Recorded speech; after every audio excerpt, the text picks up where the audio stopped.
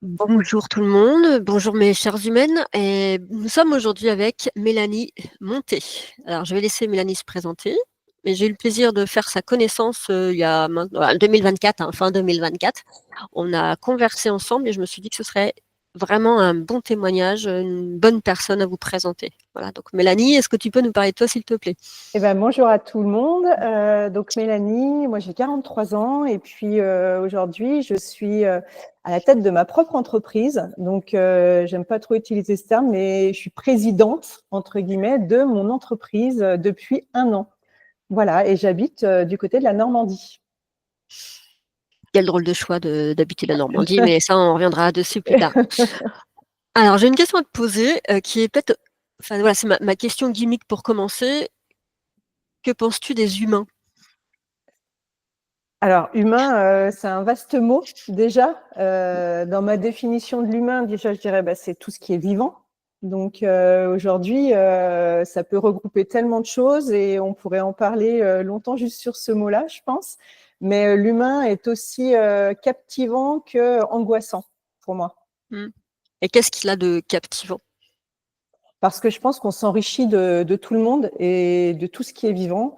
Tout a raison à nous apprendre des choses et je suis toujours très curieuse en fait de découvrir chaque humain et en même temps toujours très angoissant de soit être confronté à quelque chose qui nous ressemble pas du tout ou au contraire être confronté à quelque chose qui nous ressemble 100% aussi. C'est aussi angoissant l'un que l'autre.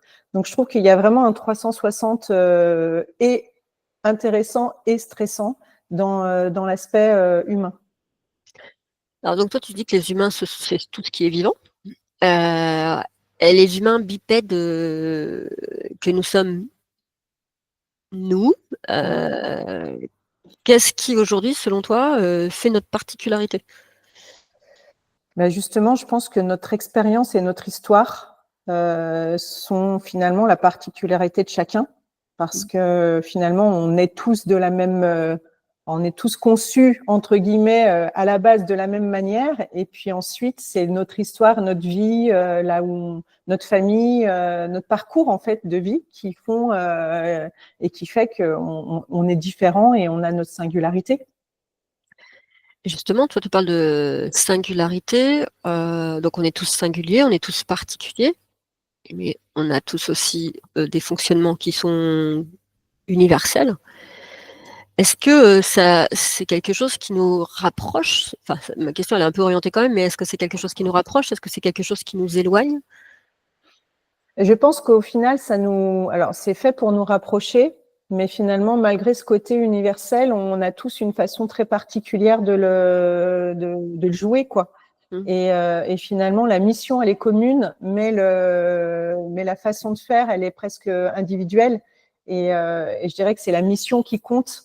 Donc oui, il y a des choses qui nous rapprochent et c'est la mission qui nous rapproche, ou en tout cas les valeurs. Enfin, on a toujours des caractéristiques qui nous rapprochent et des choses qui nous éloignent. Alors après, c'est toujours l'équilibre des deux. Qu'est-ce qui fait qu'il y a plus d'un côté que de l'autre, qui fait qu'on va se rapprocher ou au contraire plus s'éloigner? Et c'est toujours là où c'est l'enjeu avec. On parle je dirais quand on match avec quelqu'un, des fois on comprend pas pourquoi, mais il y a quelque chose qui nous rapproche beaucoup. Et puis des fois l'inverse est vrai aussi. On ne sait pas pourquoi. Il y a quelque chose qui nous éloigne. Voilà. Donc il y a le palpable et le non palpable aussi. Ouais, on va venir sur cette question-là. Et d'abord, j'aimerais savoir, en effet, tu parles de mission. Toi, est-ce que tu t'es assigné une mission? Est-ce que tu te sens porteuse d'une mission? Alors, je dirais que jusqu'à il n'y a pas longtemps, non, j'avais pas vraiment de mission. Ma mission, c'était juste de bien faire mon travail et voilà, et d'être une gentille fille, entre guillemets.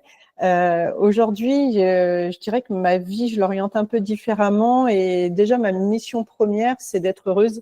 Et je pense que quand on est heureux, on a beaucoup de choses à offrir et on peut participer à beaucoup de choses. Et qu'est-ce qui t'a fait prendre conscience de cette mission-là? Je pense que ce qui nous arrive dans la vie n'a de sens que ce qu'on en apprend, en fait. Et 2022-2023 ont été des années un peu compliquées pour moi, professionnellement. personnellement. Et puis, je dirais que surtout le professionnel, en fait, j'ai fait un burn-out et qui m'a fait vraiment… j'ai cru que j'allais jamais remonter. Vraiment, je me suis fait peur moi-même, en fait, parce que quand on se connaît, on sait qu'on est fort, on sait qu'on y arrive, on y est toujours arrivé, en fait. Donc, il y a un moment, on se dit pourquoi pas cette fois-ci. Et quand on a le sentiment qu'en fait, on est plus bas que terre et qu'on n'arrivera pas à remonter, c'est stressant. Et en même temps, une fois que c'est passé, c'est très salvateur, en fait. Mais il faut que ça soit passé pour le comprendre. Parce que quand on est dedans… Et voilà, ce qui s'est passé m'a vraiment fait prendre conscience de la raison d'être, en fait, de la vie et du sens, en fait, qu'on doit donner à cette vie sur Terre. Donc, voilà, j'ai pris le mur en pleine face et je pense que j'ai essayé d'en faire quelque chose. Et ce mur, donc maintenant, il est loin derrière toi. Il est digéré, je Il est dirais. digéré. D'accord. Qu'est-ce qui t'a permis de naviguer dans cette période-là? Je dirais la renaissance. Vraiment, en fait, il y a un moment où c'est toujours un cycle, hein, avant qu'on arrive bien en bas, là, on se pose plein de questions, mais une fois qu'on y est, c'est soit on remonte, soit on y reste. Et en fait, je me suis reposé plein de questions et j'avais besoin de changement, en fait. Donc, cette envie de changement, cette envie de rebondir autrement, c'est un petit peu quand on aurait beau se dire, finalement, quand on échoue quelque chose, on a envie de faire page blanche et paf, on repart sur notre histoire où j'ai jamais existé. Et en fait, je me suis dit, la vie, elle est faite aussi de moments durs. Et je pense que c'est ce qui fait qu'on en fait quelque chose. Et donc, j'ai été aussi accompagnée. Hein, j'ai été accompagnée par des coachs, par mon partenaire de vie aussi, hein, qui m'a beaucoup accompagnée. Et je pense que ça m'a beaucoup aidée à travailler sur moi. Et le problème, il était intérieur, en fait. Il était au fond de moi. D'accord. Est-ce que tu sens que tu as toujours eu cette façon d'être au monde depuis ton enfance? Ou est-ce que c'est avec ce mur que tu as rencontré que là, tu as une nouvelle façon d'être au monde? Je pense que c'est le mur qui m'a fait prendre conscience. D'accord. Parce que jusqu'alors, c'était vraiment les standards, quoi. C'est comment je réussis ma vie. Réussir sa vie, c'est quoi? Une maison, un mari, des enfants, un travail.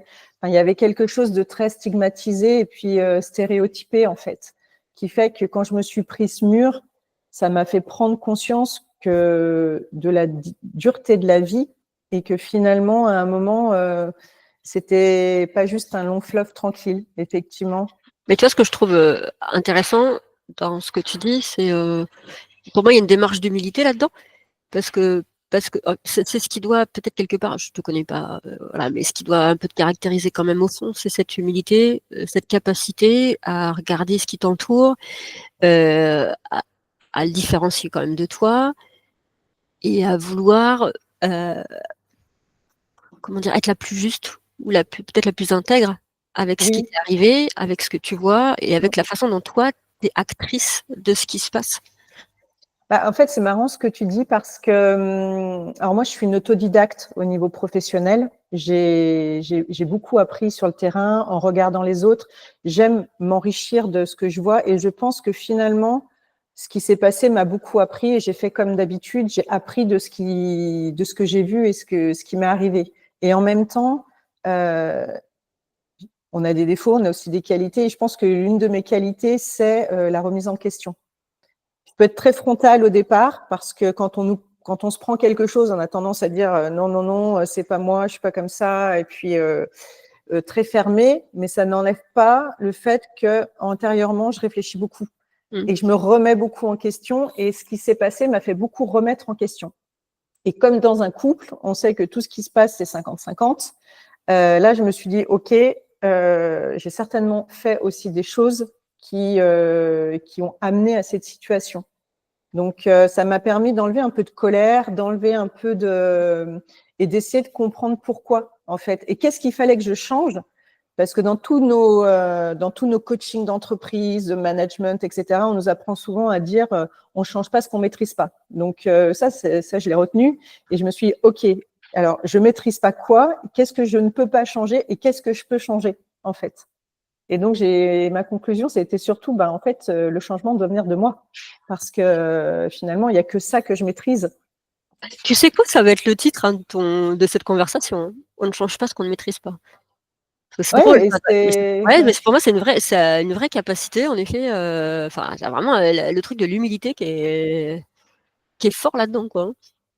Ouais, en fait, j'aime beaucoup toute cette philosophie-là, en fait, de dire qu'à un moment, finalement, pour la petite anecdote, au début de ma scolarité, je voulais être assistante sociale. Et D'accord. puis, au final, j'ai fini directrice générale adjointe, directrice marketing, enfin, tu vois, dans un monde industriel, donc rien à voir.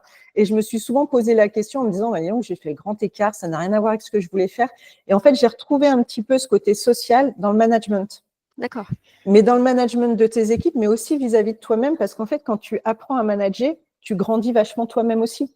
Et je pense que j'ai appris à me connaître avec toutes ces années de management-là. J'ai appris l'humilité, j'ai appris à dire aussi, ce que font les autres, c'est pas parce que c'est pas fait comme je l'aurais fait moi que c'est pas bien. Donc tout ça, ça m'a aussi beaucoup servi à me comprendre et puis à voir ce que, on dit souvent, on peut pas se battre de partout, donc il faut aussi savoir lâcher des batailles pour gagner la guerre, quoi. Donc il y a certaines batailles que j'ai lâchées. Que tu as lâché, ouais, d'accord. Voilà, pour pouvoir me mettre sur le principal. Et à l'époque, là, quand je me suis pris le mur, le principal, c'était comment je me relève et comment je fais quelque chose de mieux que c'était avant, quoi. Parce que je me dis finalement, peut-être que je suis tombée bas, mais peut-être que je me relèverai encore plus forte. Et la création là, de ton entreprise, Ouais. depuis 1 an, ça fait partie de ça? Ouais, ça fait partie de ça. Alors au début, ma réaction, c'était je ne veux pas retourner dans une entreprise. Parce que ce que j'ai vécu, ça m'a trop fait mal, ça m'a trop usé. J'ai été tellement déçue. Je pense que la déception était tellement grosse pour moi que j'ai mis un recul là-dessus en me disant non, plus jamais, quoi. Et donc, pour moi, la création de mon entreprise, au départ, c'était vraiment une solution de ne pas retourner dans une entreprise. Mmh. Et en fait, petit à petit, j'y suis allée progressivement. Et ça, c'est mon compagnon qui me le dit toujours. Il me dit un jour après l'autre. Moi qui vois toujours, il me dit un jour après l'autre. Ne pense pas à 6 mois, ne pense pas à 12 mois, pense déjà à demain. Donc, en fait, j'ai créé mon entreprise dans cette volonté de ne pas vous retourner en entreprise. Mais finalement, jour après jour, je me suis rendu compte que finalement, c'était un super projet, que finalement, c'était aussi ça ce qui s'était passé qui me permettait d'oser créer mon entreprise parce que peut-être que je l'aurais jamais fait. Et j'ai commencé à y voir quelque chose de plus grand que juste, je veux pas retourner en entreprise, quoi. Tu y vois quoi aujourd'hui alors?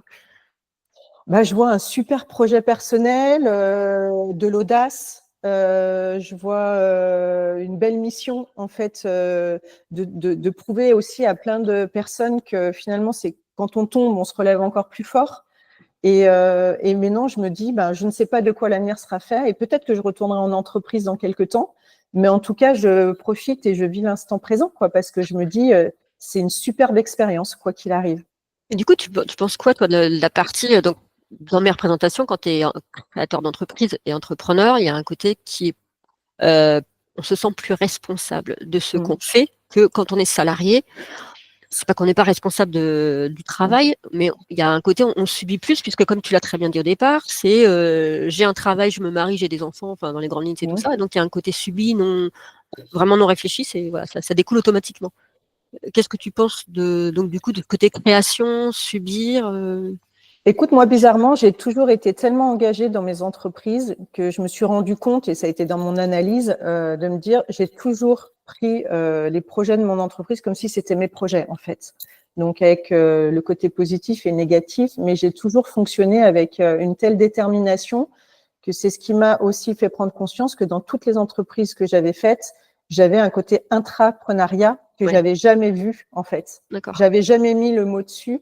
Mais par contre, là où tu as raison, c'est que des choses qu'on fait beaucoup plus naturellement en entreprise, en tant que salarié, on le fait en étant persuadé que ça va marcher, mais on a un stress qui est différent. Parce que quand c'est la nôtre d'entreprise, on a une vraie on a un attachement en fait qui est particulier et qui est encore plus viscéral, quoi, je dirais. Donc, on a une vraie volonté que ça fonctionne. Dans une entreprise, si ça fonctionne pas, tant pis, on fera autre chose. Mais voilà, on sait que l'entreprise, elle est aussi en trajectoire, elle roule. Donc, il n'y a pas une erreur qui peut coûter quelque chose de… Voilà. Ouais, donc ça, là, c'est un je peu la sais grosse que différence quand même entre les deux, en c'est effet. ça. Ouais. Ouais. D'accord. Est-ce que tu es engagé sociétalement, politiquement, culturellement, associativement? Alors non, parce que j'ai jamais eu le temps. J'avoue que j'ai tellement travaillé tout le temps que j'ai eu beaucoup d'envie et malheureusement peu de temps pour mettre en place des choses comme ça. Et c'est vrai que j'avais envie. Et tu vois, maintenant que je commence à me libérer de certaines pressions et de voir les choses autrement, j'étais en train de me dire, j'aimerais bien, pourquoi pas, participer à la vie communale, être à la mairie ou voilà, avoir quelque chose, mais pour justement participer et donner du sens en fait. Mais ça participe quand même aussi de ce que tu as mis en place avec ta création d'entreprise aussi, parce que toi, Oui, c'est pas parce qu'on n'est pas engagé dans une association, dans un parti politique, quoi que ce soit, qu'on n'est ouais, pas engagé. Je veux dire, de toute façon, tu es engagé déjà quand tu es vivante, c'est déjà un engagement envers la vie que oui. d'être vivante. Hein. Chaque jour, il y a un engagement qui se fait. Et là, moi, c'est pas pour dire que tu n'es pas engagé, c'est juste voilà, pour savoir si aussi c'est une démarche qui, toi, est présente dans ta vie. Voilà, donc tout ce que tu dis, c'est que tu y penses. Et donc, ce serait plus de l'engagement politique. Quand je dis Alors, politique, on s'entend. Hein. Enfin, pour moi, la vie est oui, politique. Hein. Enfin, voilà, je ne te parle pas de politique politicienne, mais c'est en tout cas auprès de ta commune. oui, c'est ça. Et puis surtout, en fait, mon engagement, c'est sur la transmission. En fait, je me rends compte que là, tu vois, ma société, ça fait à peine 1 an qu'elle est créée, et en fait, je viens déjà de prendre une alternance Ah parce oui, que d'accord. j'ai cette volonté d'aider, d'accompagner et de transmettre. En fait, voilà, j'ai aussi 2 enfants et je sais que le monde de demain va être fait des enfants d'aujourd'hui, et pour moi, c'est important de transmettre et de le faire correctement, en fait. Et j'ai la chance dans une petite société comme la mienne, je suis toute seule, que cette transmission, elle est en face à face, quoi. C'est pas une grosse entreprise où donc il y a des inconvénients et des avantages, mais voilà, l'objectif c'était aussi de créer une entreprise qui va contribuer à quelque chose. C'est pas juste une entreprise business, quoi. Bien sûr, il faut gagner sa vie. Malheureusement, on peut pas faire sans, mais l'objectif c'est Malheureusement pas ou de… heureusement, hein, parce que ça crée du vivant, ça crée de la beauté. Enfin, je veux dire, Oui, c'est créateur aussi. Alors après, évidemment, c'est toujours l'ombre et la lumière, comme dans tout. C'est aussi très oui, destructeur l'entrepreneuriat, parce que quand on y regarde de près, il y a beaucoup de choses qui sont créées qui servent strictement à rien ou qui sont, enfin, c'est pas une question d'utilité, c'est une question de nuisance plutôt. mm, Mais il y a aussi beaucoup d'entreprises qui sont créées qui sont vertueuses. oui, Tout n'est pas blanc ou noir, ça c'est voilà. c'est ça. Même les choses vertueuses sont pas toujours bon, voilà, et même les choses sombres sont pas toujours sans conscience ou quoi que ce soit. Enfin, bon, bref. Mais ce que j'entends dans ce que tu dis aussi, c'est que t'es quand même, enfin pas quand même, t'es engagé, tu veux contribuer, tu veux œuvrer pour un mieux-être, un monde meilleur ou un monde. C'est ça. Je Oui. pense que je veux vraiment œuvrer pour la liberté, en fait. Ce qui s'est D'accord. passé pour moi, j'ai ressenti un vrai besoin de liberté, mais une liberté enfin, dans tous les sens du terme, quoi. C'est vraiment pas juste j'ai envie de faire ce que je veux quand je veux, c'est pas ça, mais c'est cette liberté de mener l'entreprise comme je le souhaite, d'aller au bout de ma vision, d'aller au bout de ma mission. Enfin voilà. Donc avoir cette liberté dans la vie en général, quoi. Et tu t'es senti soutenue dans ta mise en place de ton entreprise? Genre, j'ai bien entendu par ton compagnon, voilà, mais sinon, plus généralement, tu t'es sentie soutenue? Non, alors en fait, c'est étrange parce que quand tu parais forte, il n'y a personne qui se soucie de toi. Mmh. Mmh. Et ça, c'était le gros problème de toute ma première partie de vie, c'est que tout le monde pense que je gère. Oh, Mélanie, elle a une force de caractère. Oh, bah, t'es tombée, mais avec la force de caractère que tu vas te relever. Et à un moment, en fait, c'était compliqué pour moi parce que, en fait, en disant ça, les gens te rejettent sur les épaules la responsabilité d'y arriver, quoi. Mmh. Tu dis, en fait, ils sont tellement en confiance vers toi que il faut que j'y arrive parce que sinon ils vont être déçus. Enfin, il y a quelque chose qui m'a un peu à un moment, et je pense que ça a contribué au fait que j'avais l'impression que j'allais pas réussir à me relever parce que j'avais personne qui était là, pas qui me plaignaient, mais qui me comprenaient en fait. Ah, puis je crois que même, Et toi, le côté de la plainte ou de la pitié aussi, je pense que c'est quelque chose qui est, important individuellement. C'est pas quelque chose qu'on valorise beaucoup, la plainte et la pitié, c'est toujours pour les faibles et les je sais pas ouais. quoi et puis, enfin, voilà, mais on a tous ça en nous. On a tous une part de faiblesse en nous, de précarité en nous à un moment donné. Quand je dis précarité, je parle de précarité de la vie et on a besoin à un moment juste du mot pitié sur soi, mais pas pour se vautrer dedans, juste parce qu'à un moment, on a besoin d'être reconnu. Moi, Ouais, je te c'est dis ça ça. parce que je parle évidemment de mon expérience personnelle, parce que ça résonne, ce que tu es en train de dire. Et du coup, voilà, c'est juste, si, ayez un tout petit peu pitié de moi, parce que j'en ai juste besoin à ce C'est moment-là. ça. J'avais ce besoin-là pour m'aider, en fait, peut-être à me dire, c'est pas de ma faute, quoi. Enfin, et c'est vrai que, donc voilà, heureusement que mon compagnon était là. Je pense que c'est lui qui était mon premier soutien et qui m'a aidé à croire en moi. Et ça m'a fait beaucoup de bien parce que c'est vrai que les autres ont eu une telle confiance en moi que il n'y avait pas cette reconnaissance du mal-être, en fait, à ce moment-là. Et est-ce que, donc tu parlais de croyance en toi, est-ce que tu crois en quelque chose d'autre, quelque chose d'invisible? Est-ce que tu crois en Dieu? Est-ce que tu crois en l'univers? Est-ce que tu crois en l'amour? Est-ce que tu crois en la vie? Alors, je crois en beaucoup de choses et je crois en l'univers, je crois au monde invisible, je crois à toutes ces vibrations, à toutes ces influences, à tout ce qui peut t'entourer, en fait, cet écosystème qui fait qu'aujourd'hui, tu portes quelque chose en toi qui est bien plus grand que toi. Et en fait, je crois depuis peu en l'amour. Et je pense que l'amour est au centre de beaucoup de choses. Parce que c'est l'amour de soi, l'amour des autres, l'amour. Enfin, tu vois, c'est plus que l'amour de l'être aimé, quoi. C'est vraiment l'amour de la vie, l'amour, le remerciement même de ce qu'on peut en retirer. Et je me dis qu'au final, l'amour est au centre de tout. Et l'amour, j'ai appris à m'aimer aussi, mais dans le sens à prendre soin de moi, en fait. Tu te rends pas compte à quel point, quand on travaille comme des acharnés, on se rend pas compte à quel point on se néglige, en fait.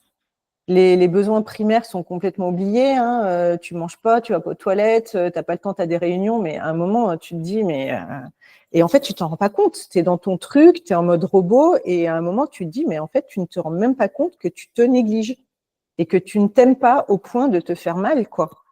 Et c'est vrai que tout ça, je réapprends à prendre soin de moi et à prendre soin de mon corps par rapport aux besoins de la vie, quoi. Et tu vois, en termes de soutien, est-ce que tu demandes du soutien justement à l'invisible? Est-ce que tu demandes du soutien à l'univers? Est-ce que tu demandes du soutien à l'amour? Ouais, je demande du soutien à l'invisible. Donc, je suis connectée, entre guillemets, et je crois en ce monde-là et en la puissance de ces messages. D'accord. Et c'est quelque chose que tu vis au quotidien, enfin que tu vis de façon naturelle et que tu appelles de façon naturelle? Alors oui, depuis peu, parce que D'accord. j'ai appris à accepter ces dons et à les exploiter, en fait. Et tu sais, tu passes d'un monde tellement… Enfin, quand tu es très cartésien, moi je suis quelqu'un de cartésienne à la base, je fais des études scientifiques, je suis à un monde un peu perché dans le bon sens du terme, hein, mais et c'est comment je trouve cet équilibre-là et comment je renais en fait avec cette nouvelle identité en fait qui me caractérise, qui ressemble à 50% à ce que j'étais avant et encore un peu modifié, et à 50% quelque chose de complètement nouveau qui est le moi d'aujourd'hui.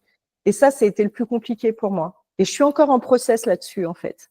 C'est de se dire, j'ai accouché d'une nouvelle vie, mais je suis encore en train de figer ma nouvelle identité Et et je comprends. d'accepter, tu vois, ça. D'accord. On va pas tarder à finir cet entretien, chère madame. Est-ce qu'il y a quelque chose que tu veux partager, dont je t'ai pas parlé et que tu aimerais partager là? Non, mais je pense que, enfin, moi, c'est surtout un message d'oser, en fait, et de croire en soi. Je pense que le plus beau cadeau qu'on peut se faire dans la vie, c'est de s'aimer et de croire en soi. Parce que du moment où on ose, on peut peut-être y arriver, mais on peut peut-être y arriver. Et c'est, voilà, il faut tester, il faut oser. Et puis, si on n'y arrive pas, je me rends compte que les plus grandes réussites, et réussites dans tous les sens du terme, hein, c'est souvent des gens qui sont tombés. Et je dirais qu'il y a une phrase de Maud Ankawa qui m'a beaucoup fait résonner, c'est que pour réussir, il faut tomber 2000 fois. Et à chaque fois que tu tombes, il faut ramasser quelque chose. Et bah, tu vois, ça, je me suis dit, bah voilà, moi, je suis tombée bien, je me suis bien écrasée, mais au moins, je me suis relevée, j'ai ramassé quelque chose. Et rien que de me dire ça, je me dis, en fait, c'est normal. C'est normal de tomber. Tu vois, il n'y a rien de… Là, c'est toutes les projections dramatiques qu'on met dessus. Ouais, c'est ça. Les valeurs et tout ce qui va autour. Mmh. Donc, du coup, tout ça, je le prends avec beaucoup de sérénité maintenant. Et même, je vais te dire, j'ai 43 ans et je me dis, mais merci d'être tombée à 42 ou 41 ans, parce que je suis au milieu de ma vie. Et si j'étais tombée plutôt à 60, 70 ans, peut-être que ça aurait été un peu tard. Tu vois, donc je me dis, j'ai fait la moitié de ma vie comme ça, maintenant, je vais faire l'autre moitié complètement autrement. Donc, je le vois comme une chance et je dis, osez tomber. Et quand on tombe, relevez-vous en ramassant quelque chose, quoi. Je te remercie, c'est une très belle conclusion. Voilà. Merci infiniment. Merci à toi, en tout cas, ça m'a fait plaisir et cet échange était super. Merci pour ta bienveillance. À très bientôt. Merci, Angélique. Salut.